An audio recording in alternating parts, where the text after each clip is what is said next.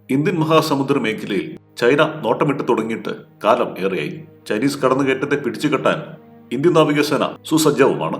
എന്നാൽ മാറി വരുന്ന ലോകത്ത് കൂടുതൽ കരുത്തുള്ള പ്രതിരോധായുധങ്ങൾ വേണ്ടിവരും. പ്രത്യേകിച്ച് മിക്ക ശാക്തിക രാജ്യങ്ങളും ആധുനിക ആയുധങ്ങളുടെ പരീക്ഷണങ്ങളുമായി മുന്നോട്ടു പോകുന്ന സാഹചര്യത്തിൽ ഇപ്പോഴിതാ എതിരാളികളെ തകർക്കാനുള്ള പുതിയ ആയുധത്തിന്റെ പണിപ്പുരയിലാണ് ഇന്ത്യ.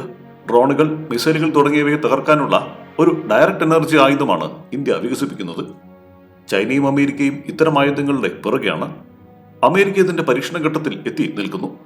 ഡ്രോണുകളുടെയും മിസൈലുകളുടെയും ഇലക്ട്രോണിക് സംവിധാനത്തെ താറുമാറാക്കാനുള്ള ഉന്നത ഊർജ്ജത്തിലുള്ള മൈക്രോവേവ് തരംഗങ്ങൾ പ്രയോഗിക്കുന്ന ആയുധമാണ് ഇന്ത്യ വികസിപ്പിച്ചുകൊണ്ടിരിക്കുന്നത്. പ്രധാനമായും നാവികസേനയുടെ പ്രതിരോധശേഷി വർദ്ധിപ്പിക്കുകയാണ് ലക്ഷ്യം. പരമ്പരാഗത ആയുധങ്ങളെ അപേക്ഷിച്ച് ഹൈപവർ മൈക്രോവേവ് ആയുധങ്ങൾക്ക് ഒട്ടേറെ പ്രയോജനങ്ങളുണ്ട്.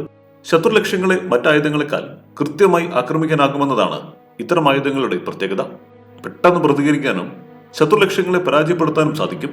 മാത്രമല്ല, കുറഞ്ഞ ഊർജ്ജം മാത്രമേ ഇത്തരം ആയുധങ്ങൾക്ക് ആവശ്യമായി വരുന്നുള്ളൂ.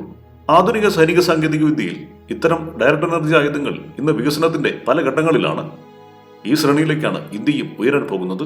സാധാരണ യുദ്ധസമാനമായ സാഹചര്യത്തിൽ എതിരാളികളുടെ പ്രതിരോധ സംവിധാനങ്ങൾ തകർക്കാനാണ് ഏത് സൈന്യവും ശ്രമിക്കുക. അതിനായി ഡ്രോണുകൾ ഉപയോഗിച്ചുള്ള കൂട്ടമായ ആക്രമണമാണ് നടത്തുക. യുക്രൈൻ യുദ്ധത്തിൽ ഉൾപ്പെടെ ഈ രീതി കണ്ടതാണ്. കുറഞ്ഞ ചെലവിൽ കൂടുതൽ നാശമുണ്ടാക്കാൻ ഇത്തരം ഡ്രോൺ ആക്രമണങ്ങൾക്ക് സാധിക്കും. പരമ്പരാഗത പ്രതിരോധായുധങ്ങൾക്ക് കൂട്ടമായി വരുന്ന ഇത്തരം ആക്രമണങ്ങളെ പൂർണ്ണതോതിൽ പരാജയപ്പെടുത്താൻ സാധിക്കില്ല. പ്രതിരോധ സംവിധാനത്തിന്റെ പിഴവ് മുതലാക്കി അവ ആക്രമണം നടത്തും. ഇന്ന് ഡ്രോണുകളുടെ ഉപയോഗം കരയിലും ആകാശത്തിലും സമുദ്രത്തിലുമൊക്കെ എത്തി നിൽക്കുന്നു. ഈ സാഹചര്യത്തിലാണ് ഹൈപവർ മൈക്രോവേവ് ആയുധങ്ങൾ സായുധ സേനയ്ക്ക് വേണ്ടി വികസിപ്പിക്കുന്നത്. ഇന്ത്യൻ പ്രതിരോധ ഗവേഷണ സ്ഥാപനമായ DRDO നിലവിൽ ഇത്തരത്തിലൊരു ആയുധം നിർമ്മിച്ചിട്ടുണ്ട്. എന്നാൽ ഇതിന്റെ പ്രധാന പോരായ്മ 1 കിലോമീറ്റർ പരിധിയിലുള്ള ലക്ഷ്യങ്ങളെ മാത്രമേ ആക്രമിക്കാൻ സാധിക്കൂ എന്നതാണ്. ഇത് വർദ്ധിപ്പിച്ച് 5 കിലോമീറ്റർ പരിധിയിലേക്ക് ഉയർത്താനുള്ള ശ്രമങ്ങളാണ് നടക്കുന്നത്. ആക്രമണ പരിധി വർദ്ധിപ്പിച്ചാൽ കൂടുതൽ കൃത്യതയോടെ കൂടുതൽ ഡ്രോണുകളെയും ശത്രുവിന്റെ മിസൈലുകളെയും നിർവീര്യമാക്കാൻ സാധിക്കും. ഇതുവഴി ശത്രുവിന്റെ ആക്രമണത്തിൽ നിന്നുണ്ടാകുന്ന നാശം പരമാവധി കുറയ്ക്കാൻ സാധിക്കും.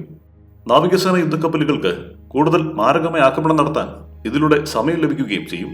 വിവിധ ദിക്കിൽ നിന്ന് ഒരേ സമയം വരുന്ന ഡ്രോണുകൾ ഉൾപ്പെടെയുള്ള ആക്രമണങ്ങളെ വളരെ പെട്ടെന്ന് പ്രതിരോധിക്കണം. കാര്യമായ മാറ്റങ്ങൾ വരുത്താതെ തന്നെ ശത്രുവിന്റെ ഡ്രോണുകളെ ആക്രമിക്കാനാകണം. വരുന്ന ഡ്രോൺ എത്ര ദൂരെയാണെന്നതനുസരിച്ച് ഉപയോഗിക്കേണ്ട ഊർജ്ജത്തിൽ മാറ്റം വരുത്തുന്നത് ആയാസരഹിതമായി ചെയ്യാൻ സാധിക്കണം. ഇതൊക്കെയാണ് ഇക്കാര്യത്തിൽ നാവികസേനയുടെ ആവശ്യങ്ങൾ. ഇതിനുള്ള അത്യാധുനിക ഇലക്ട്രോണിക് സംവിധാനങ്ങളാകും ഇന്ത്യയുടെ ഡയറക്ട് എനർജി ആയുധത്തിന് ഉണ്ടാവുക. ഹൈപവർ മൈക്രോവേവ് സാങ്കേതികവിദ്യയിൽ കൂടുതൽ ഗവേഷണം ഇതിന് ആവശ്യമാണ്. ആയുധത്തെ അതീവ പ്രഹരശേഷിയുള്ളതാക്കി മാറ്റാനുള്ള ശ്രമത്തിലാണ് ഇന്ത്യൻ ഗവേഷകർ. News desk, one nation media.